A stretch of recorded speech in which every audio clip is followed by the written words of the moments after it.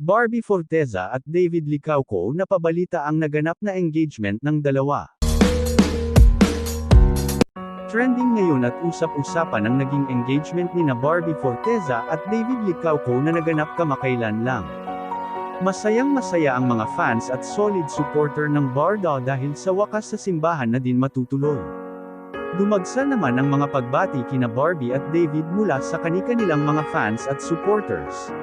Sa ngayon ay excited na ang mga netizens sa magaganap na kasalan ng dalawa, sana raw ay sila na talaga hanggang sa huli.